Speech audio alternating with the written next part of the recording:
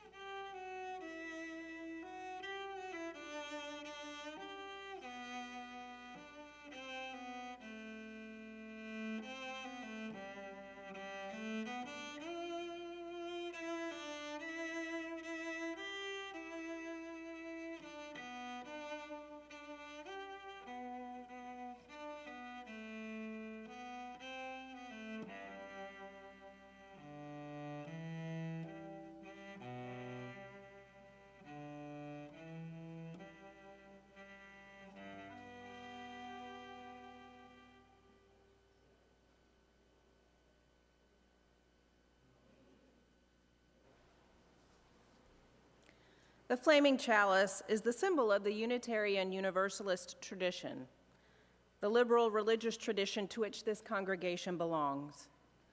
Will those of you here in person please stand as you are able for our chalice lighting? If you have a chalice at home, I invite you to light it with me at this time.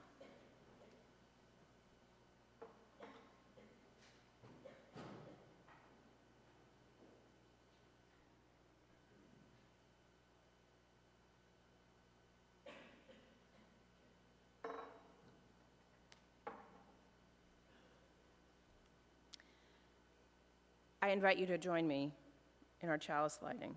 As we kindle this flame, we recommit ourselves to nurturing the spirits of one another and the common good, the world we share. May the light of this flame be welcoming to all who seek a liberal religious home. For those of you already standing, I invite you to remain standing for our opening hymn, which Jean Marie is going to teach us. And Billy Lyles is joining me. So you'll notice that the tune for this song is based on the one that we just heard. So Tatiana and Lisa will play it one time through. Billy and I will sing it one time through, and you may join whenever you feel comfortable enough to do so.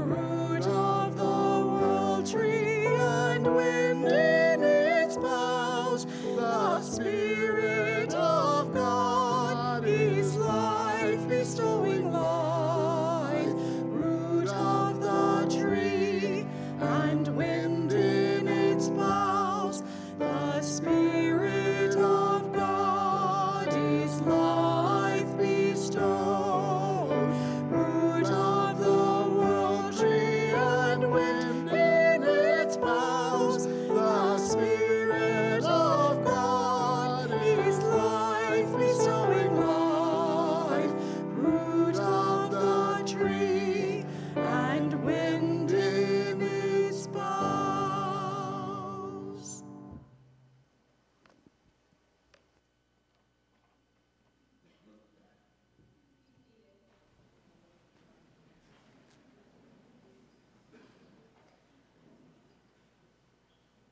For those of you visiting with us for the first time this morning, I'd like to extend a special welcome. You will find that we here at the Unitarian Universalist Fellowship of Raleigh, we are intentionally inclusive. We're liberally religious and actively serving the common good of this world that we share. Whoever you are and wherever you are on your own religious journey, you are welcome here. If you are visiting with us for the first time in person, I invite you to stop by our welcome stand in the foyer if you haven't already done so. Fill out our visitor form, get a name tag, and pick up one of our pamphlets to find out more about UUFR and Unitarian Universalism. If you are visiting with us for the first time online, I invite you to fill out our visitor form at uufr.org/visitor form. When you do this, you will start receiving our weekly e-newsletter called The Chalice. I want you all to know that the welcome stand is not just for newcomers. UUFR members can also pick up one of our handy-dandy business cards or cheat sheets in case you have ever found yourself speaking with someone and wanting to tell them more about UUFR. It's a great pocket-sized cheat sheet where they can find out more. This morning, Eleanor Goodwin, one of our lay ministers, will be available after the service to talk with anyone who might be experiencing any difficult circumstances in their lives and would like to talk to somebody. She'll be over here in the side chapel. I hope all of you will have read the chalice that you received by email on Thursday about everything that's happening at UUFR. For now, I want to focus on 3 things that you'll find in there. First, registration is open for spring chalice circles. Chalice circles meet in small groups each month to explore a theme together and explore the potential to shape us and through us, the world. This year's overarching frame is the gifts of our faith. We focus on beloved UU values like justice and equity, transformation, interdependence, pluralism, and renewal. You have until January to register, but group assignments are made on a first-come, first-served basis, so please sign up soon.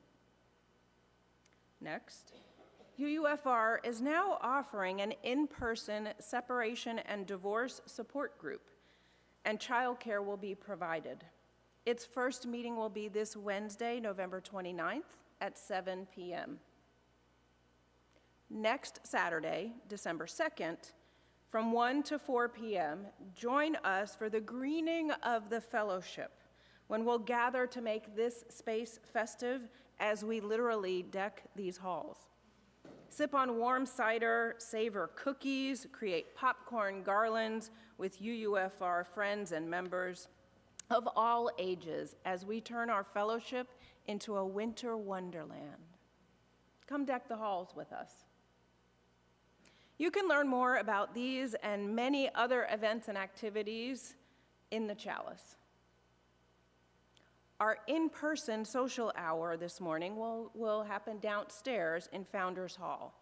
Just for all of the visitors and guests with us, just follow the line of people headed downstairs. I now invite you to meet and greet your neighbor.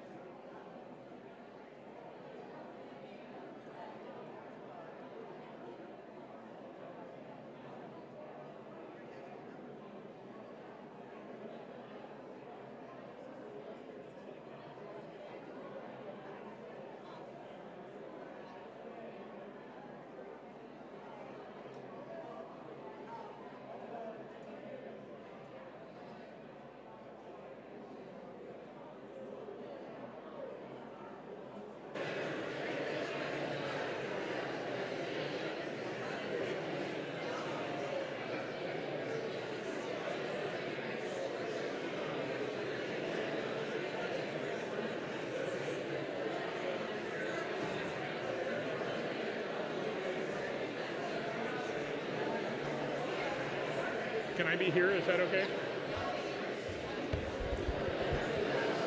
Folks, I invite you to come back together.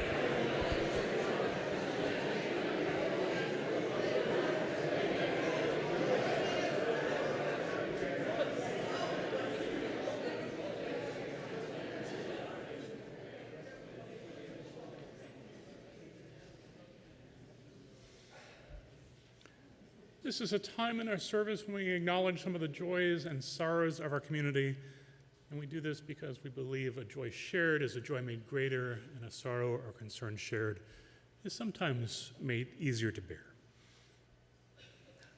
Let me share the following joys and sorrows with you. Samantha Shias shares that her father, Teddy Cook, passed away on November 11th. Samantha, we hold you and your family in our hearts during this time of loss and grief. Chris and Jennifer McPherson shared that Jennifer's 80-year-old parents have moved here this last Wednesday after living their entire life in the Detroit area, and they are currently living with Jen and Chris and their two daughters, Lily and Ava, until they find their own place in a 55-plus community. And Chris and Jen, we wish you the very best during this time of transition. And today, Reverend Sasha and I lit a candle on behalf of all of us in thanksgiving for the temporary pause in fighting in Gaza, and in hopes that this may lead to a more lasting peace. As we hold these joys and sorrows in our hearts, let's reflect on the joys, the sorrows, the fears, and the hopes of our own lives. And let us be together in stillness and silence, opening ourselves up to that Spirit within us and between us and all around us, that Spirit called by many names, but known to every human heart, that leads us to a fuller, deeper, and richer experience of life. After the silence, we'll sing hymn 1009, Meditation on Breathing. But now, let us be together in stillness and silence.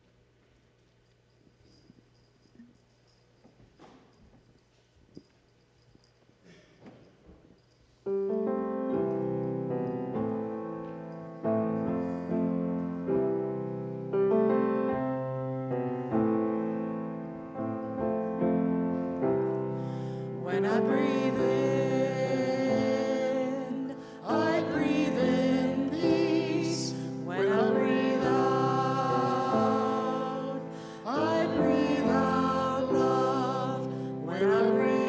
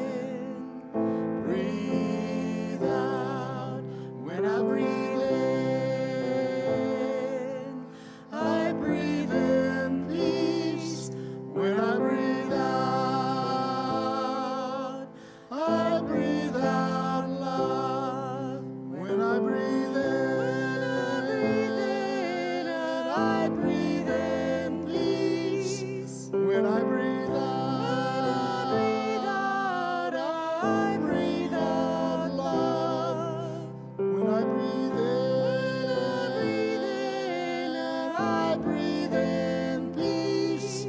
When I breathe out, I breathe out love. When I breathe in, I breathe in peace. When I breathe out, I breathe out love. When I breathe in,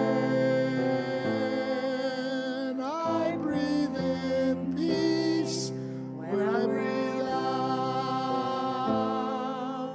I breathe out love.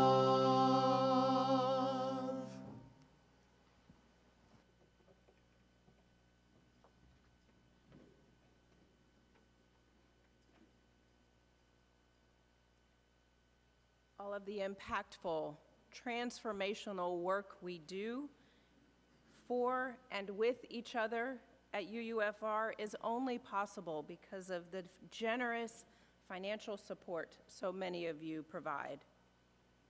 If you would like to make a contribution this morning, we invite you to bring it forward and put it in one of our offering plates.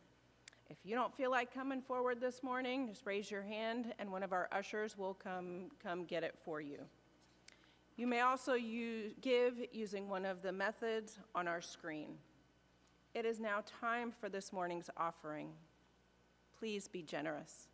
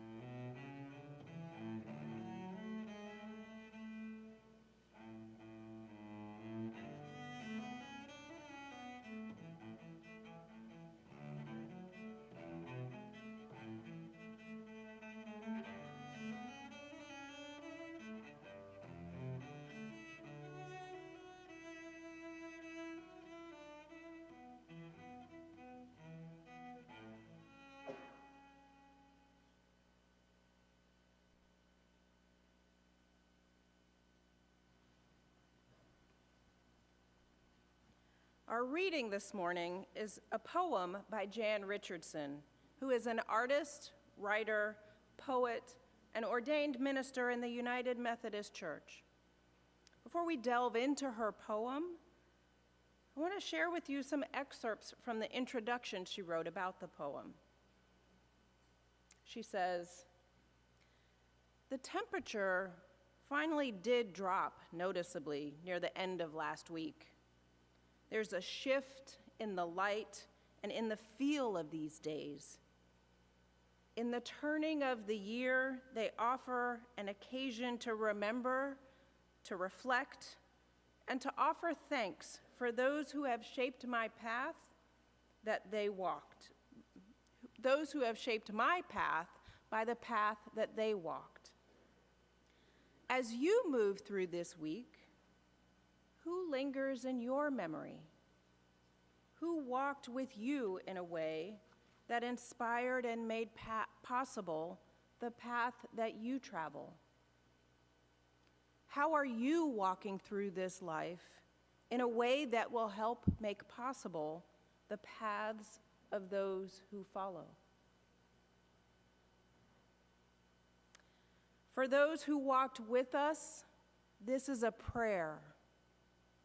For those who have gone ahead, this is a blessing.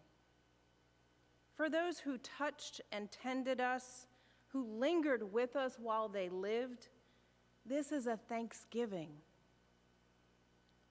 for those who journey still with us, in the shadows of awareness, in the crevices of memory, in the landscape of our dreams, this is a benediction.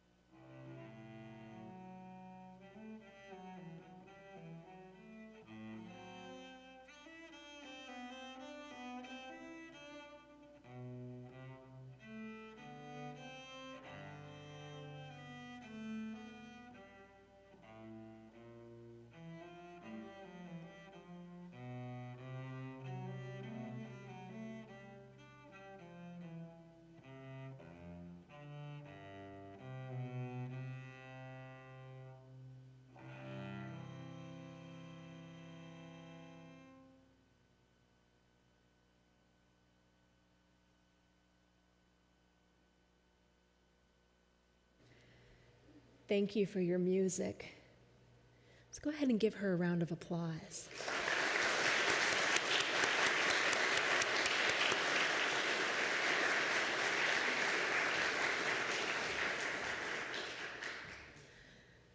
I hope that all of you had a good Thanksgiving this past Thursday. As I drove to Shelby, North Carolina the other day to spend Thanksgiving with some of my family, I couldn't help but marvel at all the changing leaves that I saw on trees that flanked the highway. When I watched the yellow, red, and orange harvest colors rush past my window and I contemplated how I wanted to begin today's sermon, a story came to me. And the story goes like this. Once upon a time, there was, you guessed it, a leaf. It emerged from the supple branch of a towering oak tree. In the spring, the leaf unfurled like a green flower bud. In the summer, it basked in the sunshine that poured down upon the great tree's leafy crown. One day, the leaf felt a change within it, like sap rising, like a call. It looked at itself and it noticed that it was no longer deep green. Now it was clothed in vibrant orange. What is happening? The leaf wondered. An older, more experienced leaf answered, "Autumn has come. It's time to prepare to leave." The leaf was confused. Leave? Why would it want to leave? And yet once again, it felt that strange sensation within it, like sap rising, like a call. Leave, it wondered in a whisper, but go where? A growing excitement filled it as it contemplated the possibilities. As the leaf's colors continued to change and the harvest season progressed, the inner call grew stronger. Soon a cold wind began to blow, and the leaf realized that it was, indeed, ready to leave.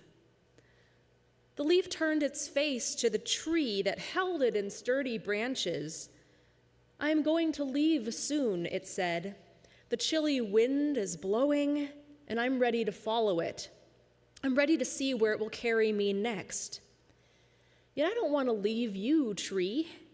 You nurtured me when I was a brand new leaf. You gave me good work by turning sunlight into food. You gave me a place where I could develop my beautiful new colors. You've been my home.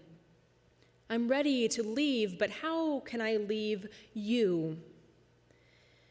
The tree shook its leafy crown, golden foliage rustling in a gentle chuckle.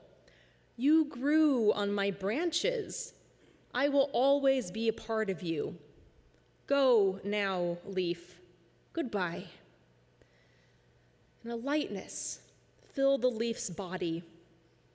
"Goodbye, tree," it said, "and thank you for everything." And then the leaf let go of the branch. A gust of wind caught it, and the leaf just danced away on air currents, flying toward a new and unknown destination.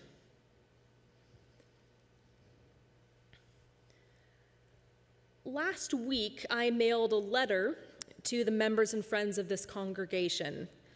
If you did not read the letter or read the description of today's service in the Chalice newsletter, I hope that this won't come as too much of a shock to you. And if it does, I'm so sorry. In my letter, I announced that I've made the difficult decision to leave my position here as your assistant minister. I will be entering ministerial search this winter to seek a new position next summer as the senior minister of another congregation. I will be with you through June, and then I will begin my new position at another church in August or September, assuming that my search was successful. Like the leaf in the story, I don't yet know where I'm going to land next, but I'm excited by the possibilities. And I'm also sad. I've been your assistant minister for 8 years now. You are the first congregation that I served after my ministerial internship in Madison, Wisconsin. And you are the congregation that ordained me to the Unitarian Universalist ministry.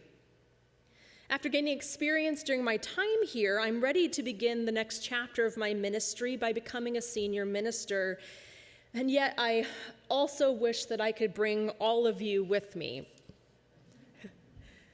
Some ministers choose to leave the congregations they serve because of unhappiness or some kind of dissatisfaction with the work that they've been doing. And there is a small, strange part of me that actually wishes that were the case for me, because in some ways I think it might make a departure easier.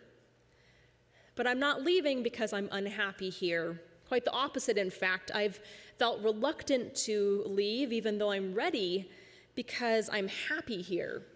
I'm content. I'm comfy, even. I know so many amazing people in this congregation. I know how things work around here. I have a ministerial portfolio full of things that I really enjoy doing, like working with our social justice teams, with our care team volunteers and our many fellowship groups, preaching, once a month or so, teaching classes, things like that. It's hard to think about leaving when life is pretty good. I think, though, that is also exactly the right time for a minister to begin planning their departure. So often in our lives, the goodbyes that we face are unpleasant. They're conflict-filled, they're painful, yet good farewells are also possible. And that's why I'm so grateful for the opportunity to say goodbye to you in a good way, one that honors our shared ministry together by giving us ample time to prepare for my departure. I knew when I first came here that I would one day leave. This is my first ministry, but I never intended for it to be my only ministry. I wanted to spend some time as an assistant minister before becoming a senior minister. In fact, I turned down 2 offers from other congregations who asked me to be their candidate for positions as a senior minister and chose to come here instead to become your assistant minister, back when Reverend John Saxon was the lead minister. And I'm glad that I did. While I was fully qualified to be a senior minister, I thought, it would be beneficial for me to gain some experience as an assistant minister first, and I was right. I'm fortunate that in my time here, I've worked with 3 different senior ministers and seen 3 very different approaches to that role. And I'm so happy to have had this time, especially these last few years with Reverend James. And even so, I knew that eventually I would feel ready to become a senior minister somewhere myself. And I knew that when that time came, I didn't want to leave in the middle of some kind of explosive conflict or some enormous challenge. I wanted to make sure that my departure would come at a time when the congregation was thriving and when the ministries that I oversee were doing well. I wanted to know that my work here was done, or if it was not done, because the work of the church is never truly done, am I right? I wanted to know that it had reached a good time for me to pause and transfer it into another minister's capable hands. And that time is now.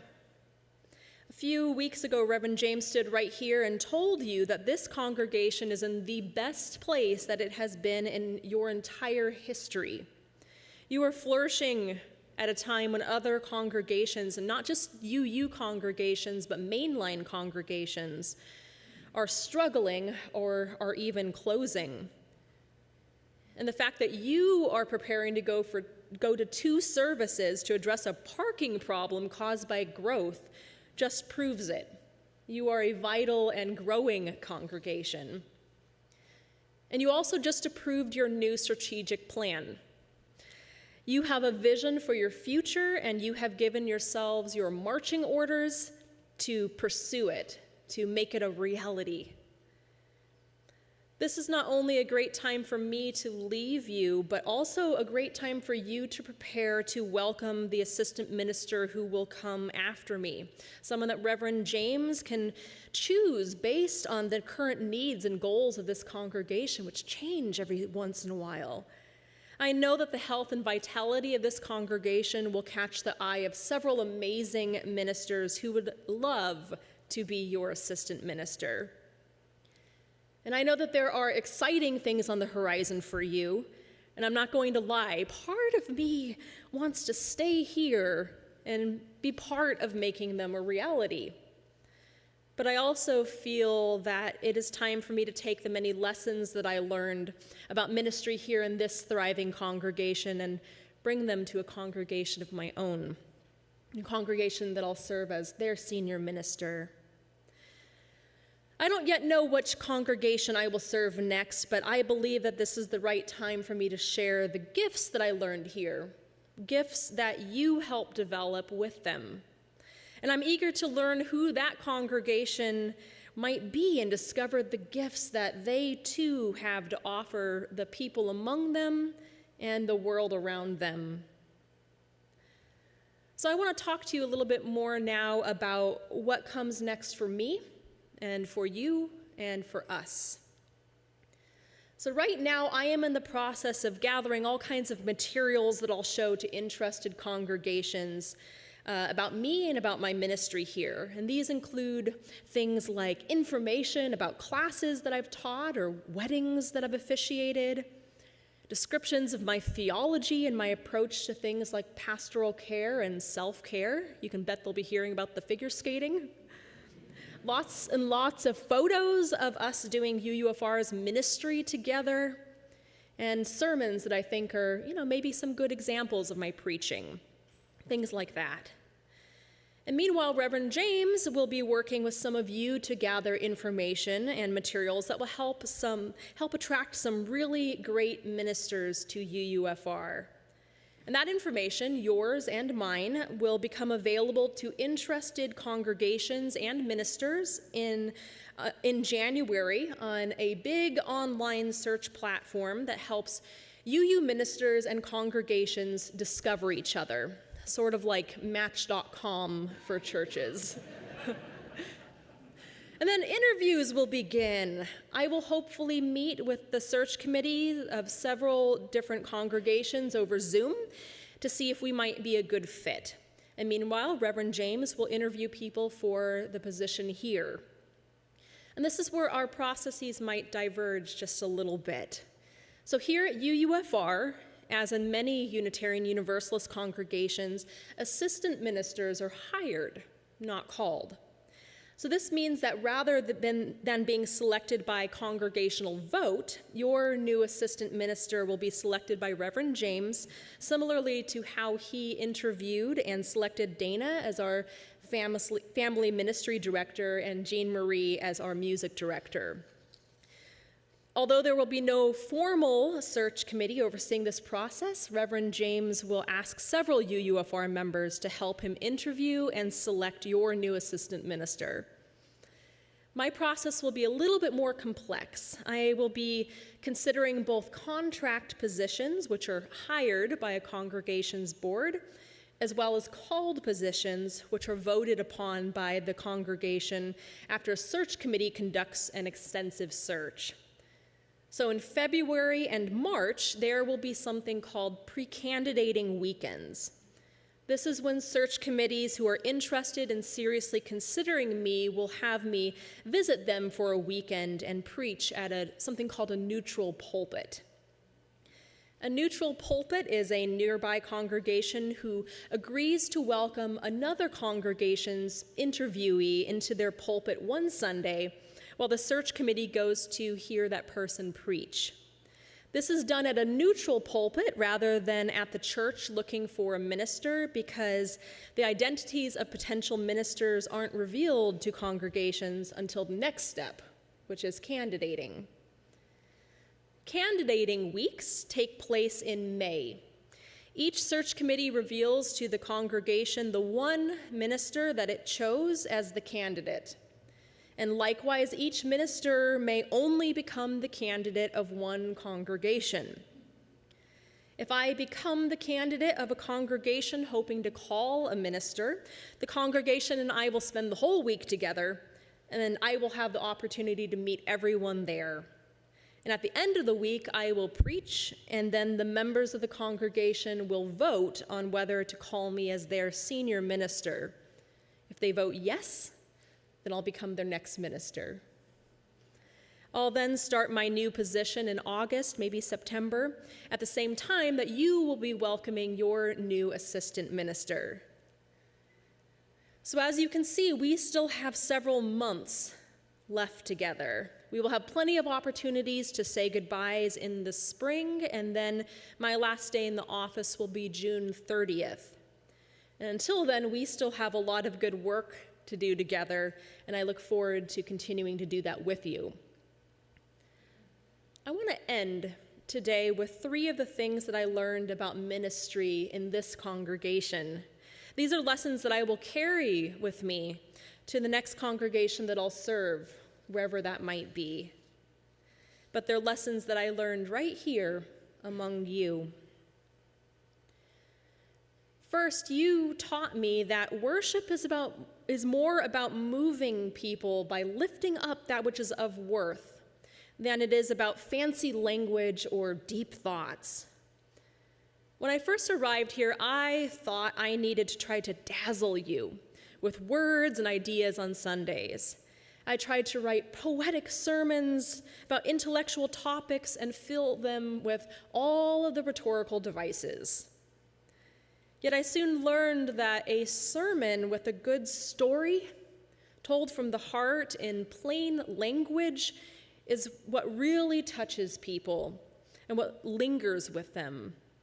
People aren't here to be wowed, but moved. They're not here to be entertained, but inspired. Second, speaking of words, you taught me that a minister doesn't have to have lots of comforting words or words of wisdom for people who are going through a tough time. In fact, it's often better to put a lid on it when offering pastoral care, at least for most of the time together. Instead, the most important thing is to give people space to really, truly voice whatever is on their hearts. There are so few other places in our society where people can do so. And third, perhaps most importantly, you taught me that ministry is not all about the minister. It isn't even mostly about the minister. You know, I knew this intellectually before I came here, but I really internalized it by having the privilege of watching you in action. As I've said before, it really takes a small army of lay people to do the ministry of any church. Sometimes the minister is the leader of those efforts, and sometimes the minister is the cheerleader. Half of the work of ministry is finding and empowering other leaders. I hope to take these lessons and many others that I learned here with me to my next ministry. You have taught me so much. You have supported me, you have challenged me, and you have inspired me. I am literally the minister that I am today because of you. But my departure is still several months away, so in the meantime, let's keep on working and learning together. As we prepare to part ways this morning, like the leaf in the story earlier, may we be open to the winds of change within us and around us. May we explore the unknown with curiosity and courage and discover the new possibilities in store for us. May we be thankful for the opportunities that life gives us to grow, to serve, and to share our gifts. And may we remember with deep gratitude all of those people in our lives who have nurtured us along the way. Amen. Blessed be. May it be so. And now, please stand as you are able for our closing hymn. It's number 128, For All That Is Our Life.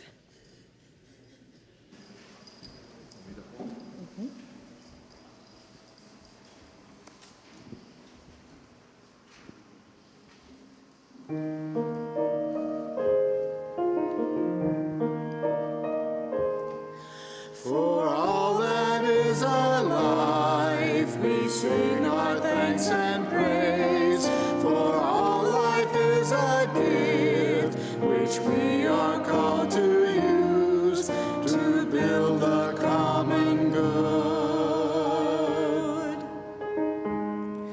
and make our own days glad.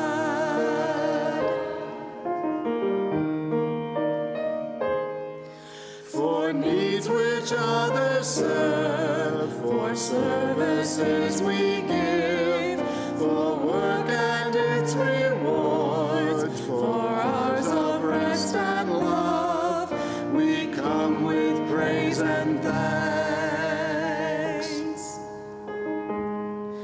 for all that is our life.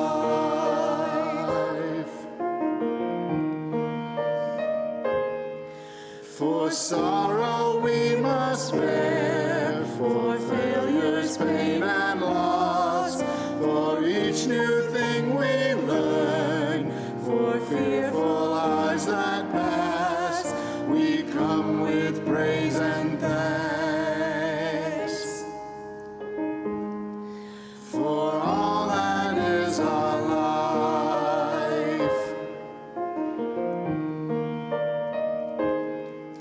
For all that is our life, we sing our thanks and praise. For all life is a gift, which we are called to use, to build a common good, and make our own days glad.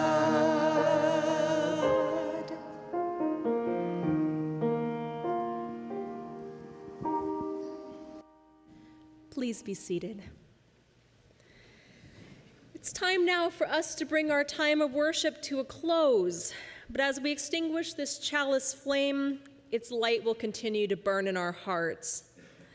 As we go out into our daily lives, I leave you with the words of the Reverend Barbara ten Hove. O spinner, weaver of our lives, your loom is love. May we who are gathered here be empowered by that love to weave new patterns of truth and justice into a web of life that is strong, beautiful, and everlasting. Amen. Blessed be, and go in peace.